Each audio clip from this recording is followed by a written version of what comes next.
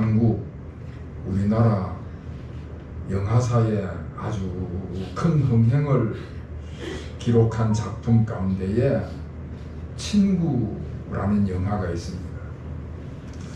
7, 80년대 저 부산을 배경으로 조직폭력배를 다룬 그런 영화입니다. 그 영화 중반부에 보면은 조직폭력배 두목으로 나오는 사람이 다른 조직의 일당을 죽이고 나서 굉장한 두려움에 빠집니다. 보복의 두려움에 불안해하고 있는데 그때 또 다른 조직의 두목인 친구가 찾아와서 도피를 시키고자 합니다. 해외로 나가라. 저 미국 하와이로 잠시 피신에 가 있으면은 너를 돌봐주겠다. 그러면서 피신에 가 있으라고 하는데 그 친구에서 돌아오는 대답이 네가 가라 하와이.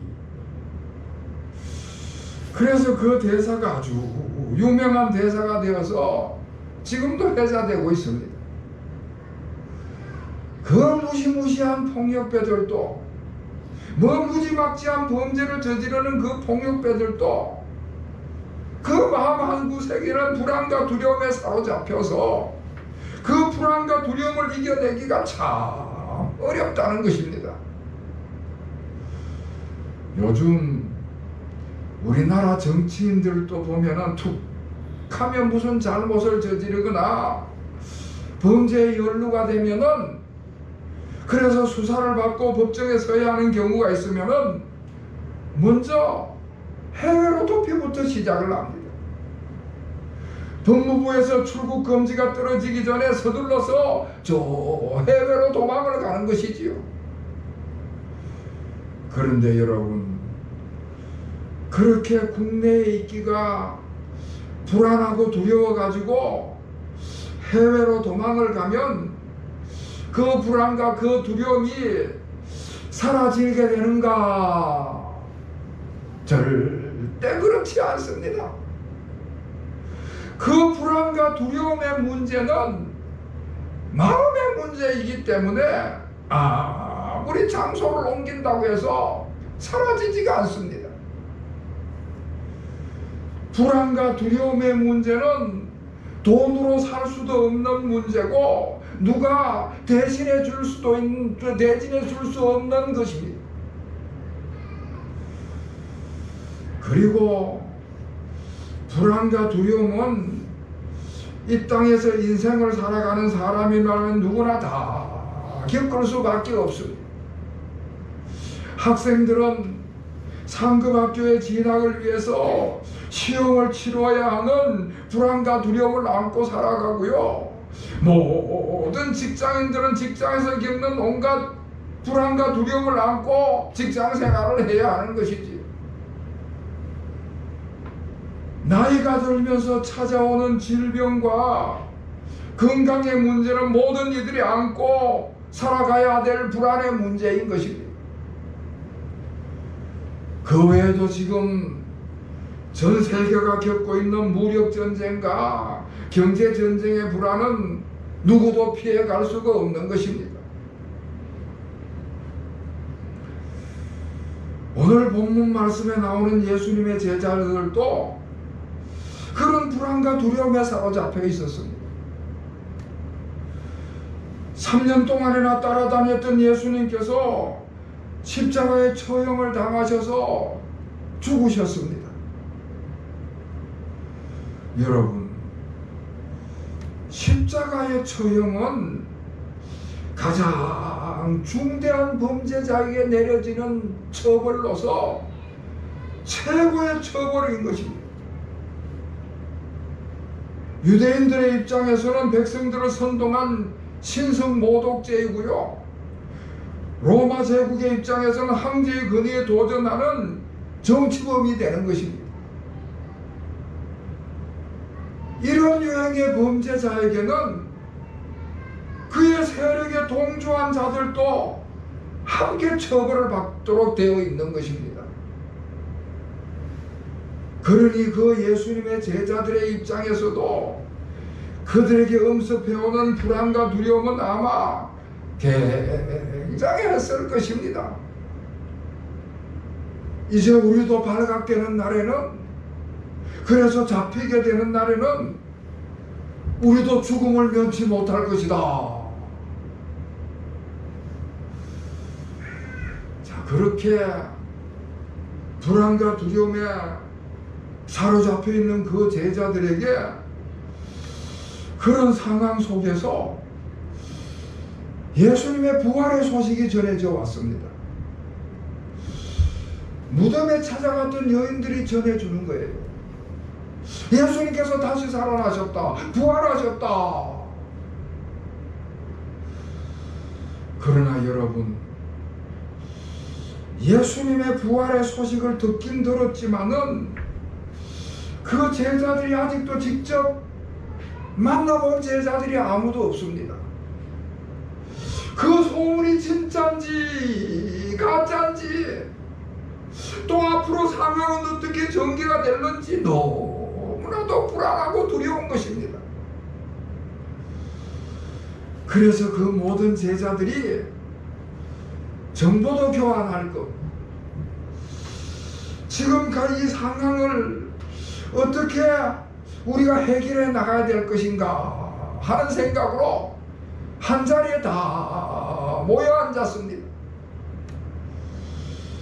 그런데 한편으로는 자신들이 모였다는 사실이 발각되는 날에는 이건 몽땅 한꺼번에 잡혀가야 될 처지니까 더 위험한 가운데에 모여 있는 것이지. 그래서 문을 꼭꼭 닫아 걸었습니다. 그들이 모였다는 소식을 아무도 알지 못하도록 아주 비밀리에 모여들었던 것입니다. 문을 꼭꼭 닫아 걸어놔놓고 그 안에서 숨소리도 크게 내지 못하면서 조용히 모여 앉아 있는 것입니다. 서두에 말씀을 드렸듯이 장소는 아무 해결책이 못 되는 것입니다. 국내에 숨어있던, 해외로 도피해있던, 땅속으로 숨어들던, 물속으로 숨어들던, 아무리 문을 꼭꼭 닫아놓긴 했지만은 불안한 마음은 가시지 않는 것이지요. 혹시나 우리 중에 예수님을 팔아넘긴 가룟유다와 같은 배신자가 또 생겨나지는 않을까, 불안한 마음이. 그래서 둘러봐도 누구 하나 믿을 만한 사람이 없으니까 계속 그런 불안한 마음은 계속되는 것이지. 서로 경계하고 불신하고 문만 닫아 놓은 것이 아니라 마음의 문도 닫아 놓아 가지고 서로 교제를 할 수가 없는 것입니다. 자, 그런 때에, 그렇게 두려움에 사로잡혀 있는 그런 때에, 불안에 억눌려서 꼼짝하지 못하고 있는 그런 때에 그 제자들 속에 부활하신 예수님이 나타났습니다. 할렐루야. 네. 여러분, 부활하신 우리 예수님은요, 공간의 제약을 받지 않으십니다. 장소의 제약을 받지 않으시는 것입니다.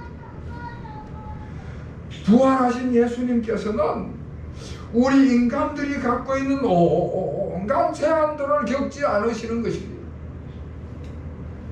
영적인 존재이기 때문에 어떤 장애물이나 제약도 가로막을 수가 없는 것이지. 문을 꼭꼭 닫아 놓았지만은 그 안에 이미 예수님이 들어오셨고 사람들의 마음문이 꽉 닫혀 있었지만은 그 마음의 문을 열고 예수님께서 그 가운데로 찾아오신 것입니다. 두려움에 사로잡혀 있는 제자들에게 찾아오셨습니다. 우리 예수님께서 임마누엘로 그들 가운데 임하신 줄로 믿습니다. 자, 그리고 우리 예수님께서 그들에게 말씀을 하시는데 평강이 있을지어다. 여러분, 지금 두려움과 불안 가운데 떨고 있는데 예수님께서 다시 살아오셔서는 너희에게 평강이 있을지어다, 그렇게 말씀을 주시는 것입니다. 예수님이 그들 곁에 안 계셨기 때문에 불안과 두려움 속에 떨고 있었는데 이제 예수님께서 그들 속에 들어오셔서 너희에게 평강이 있을지어다 말씀을 하시는 것입니다.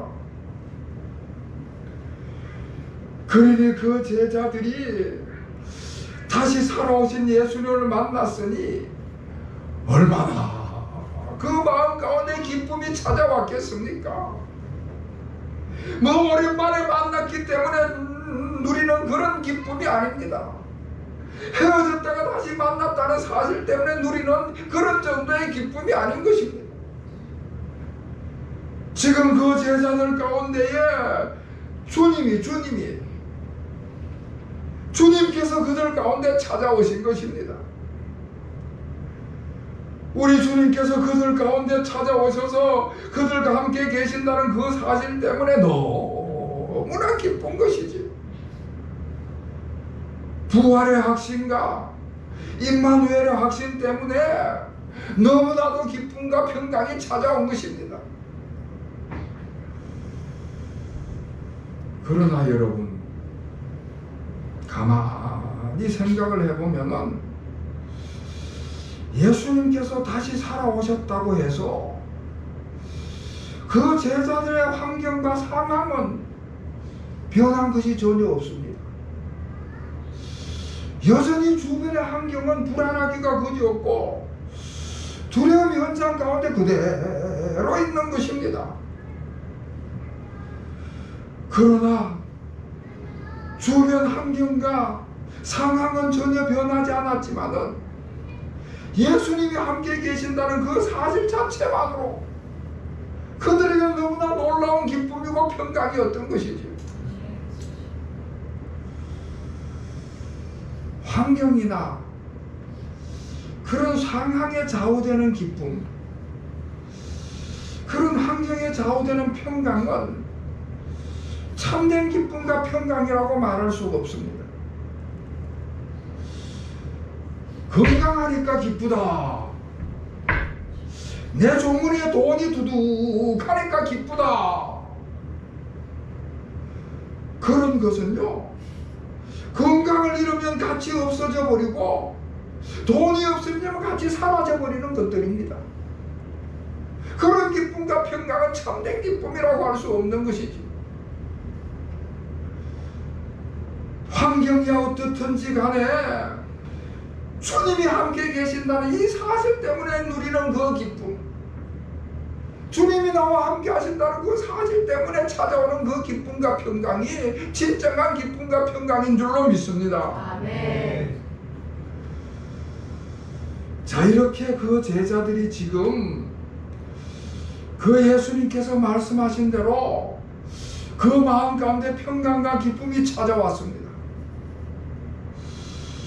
그렇게 기쁨과 평강을 누리는 그 제자들인데, 그 제자들에게 예수님께서 다시 또 이렇게 말씀을 하십니다.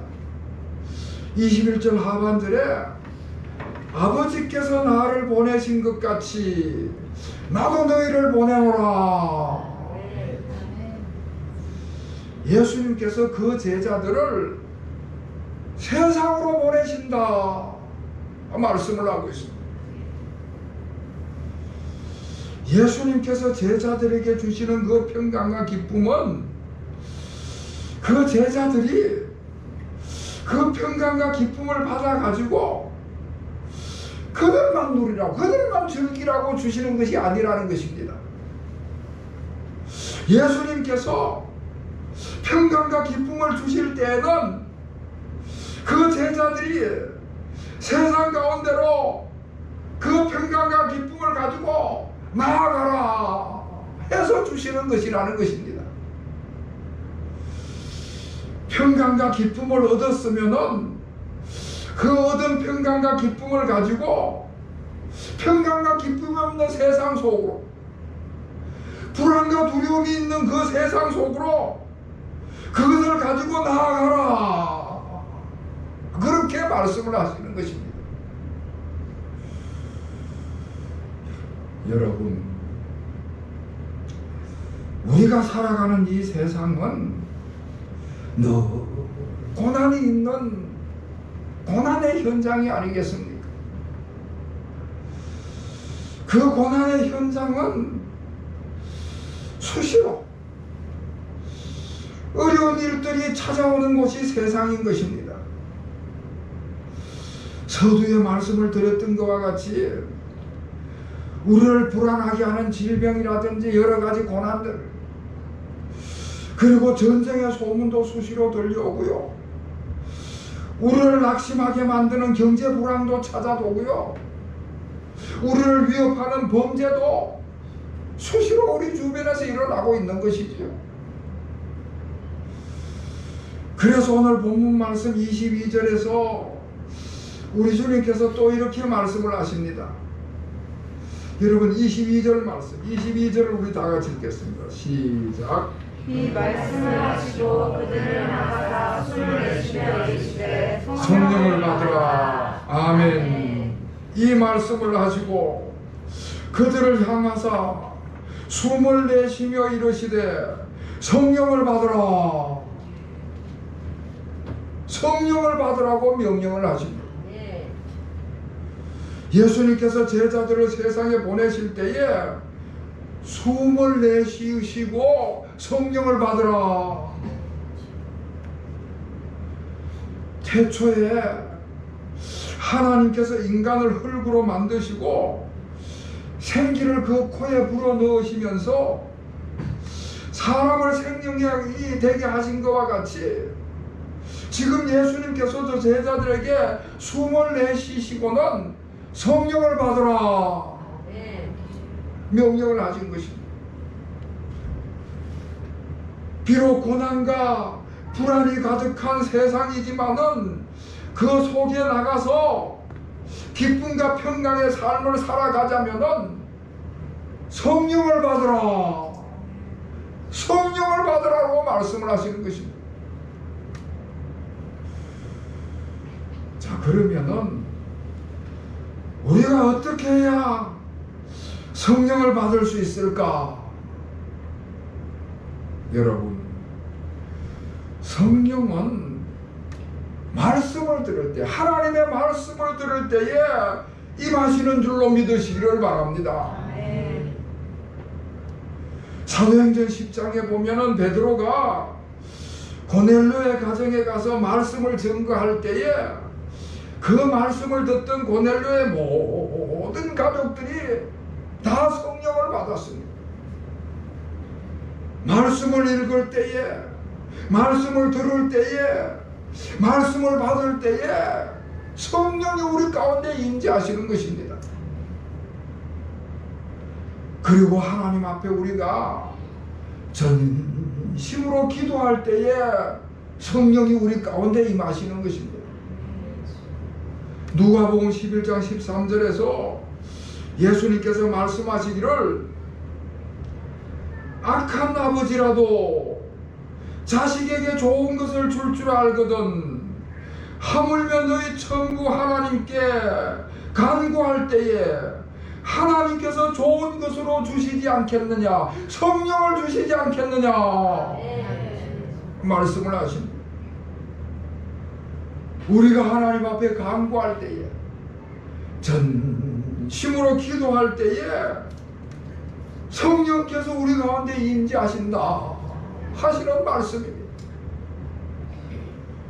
그리고 또 하나는 성령님과 우리가 동행하기를 간절히 사모할 때에 성령께서 우리 가운데 임재하시는 것이죠.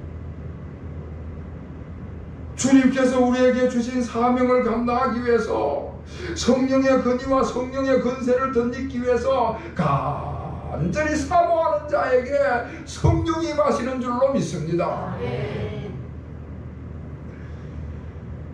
존 번연이라는 작가가 쓴 철로역정이라는 책에 보면은 이런 이야기가 나옵니다.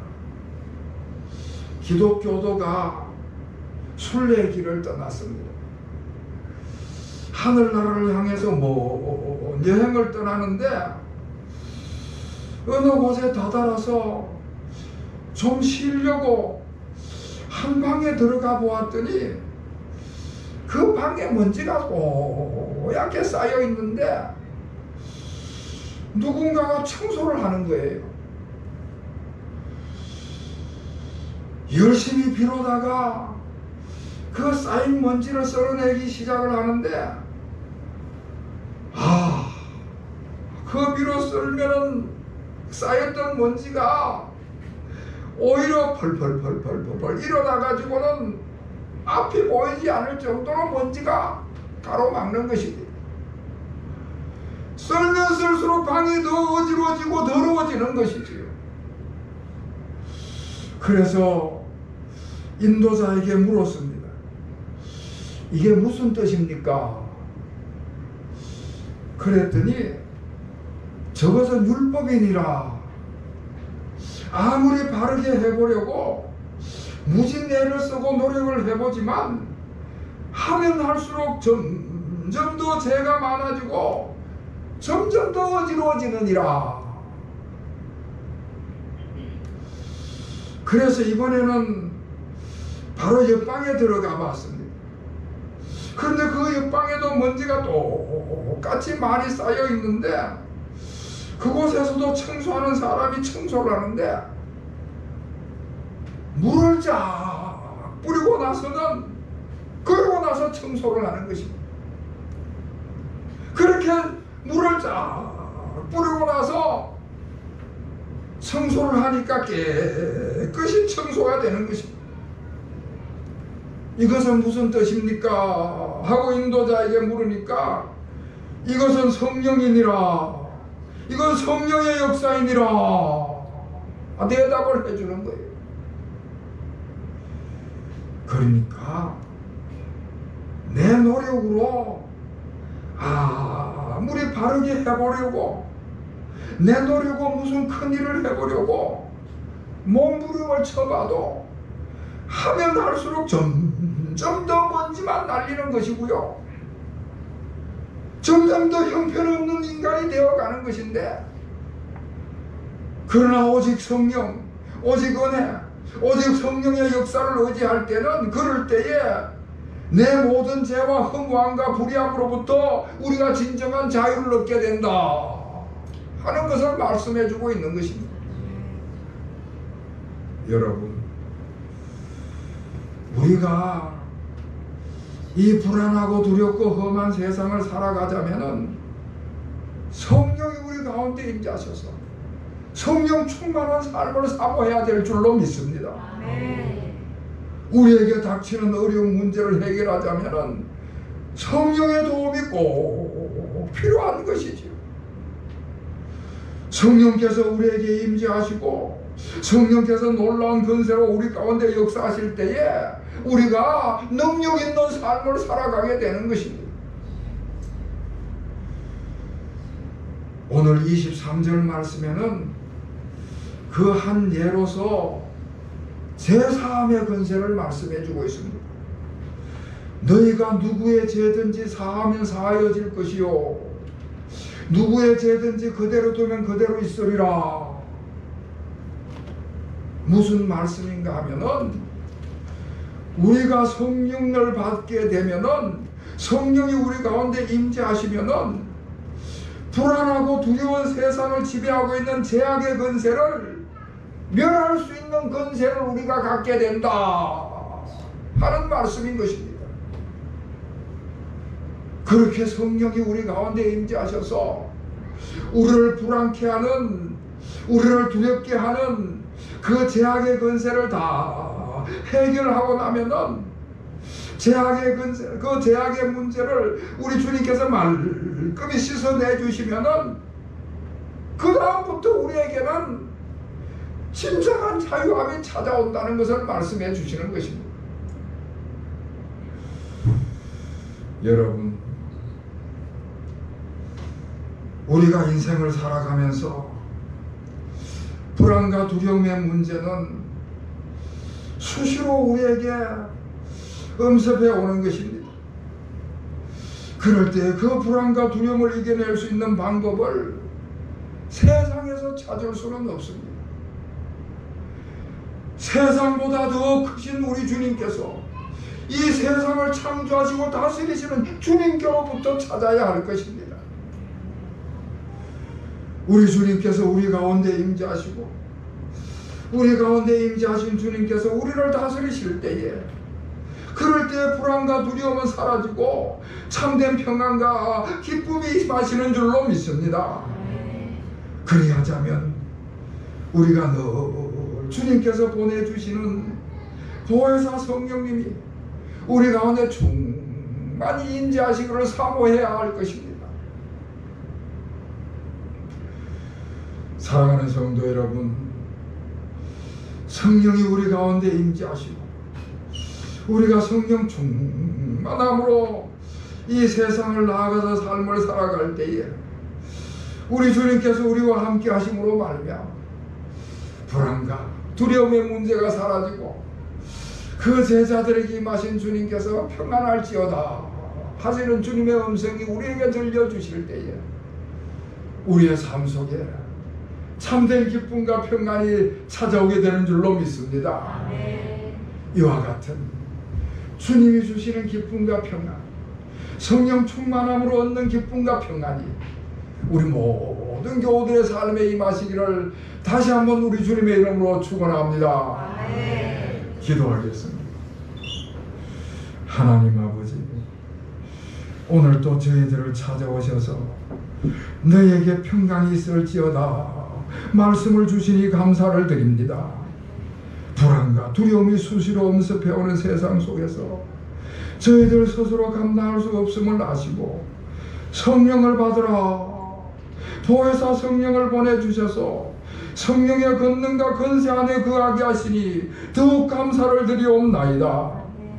이제는 더욱더 성령 충만함을 사모하는 저희들이 되게 하여 주시옵소서. 성령 충만함을 위하여 늘 말씀을 가까이 하게 하시고 기도의 손을 모으게 하여 주시옵소서. 어느 때나 무엇을 하든지 기도로 시작하게 하시고 늘 성령께서 동행하시기를 사모하는 저희들이 되게 하여 주시옵소서. 그리하여 성령의 권위와 성령의 권세를 덧입어서 능력 있는 삶을 살아가게 하여 주시옵소서. 예수 그리스도의 이름으로 간절히 기도하옵나이다. 아멘.